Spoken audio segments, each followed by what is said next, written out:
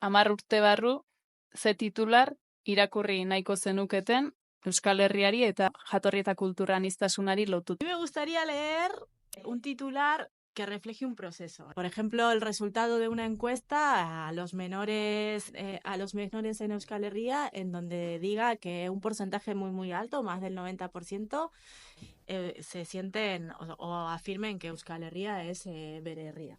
Bueno, nik irakurri nahiko nukena da, bidasoan ez dago mugarik.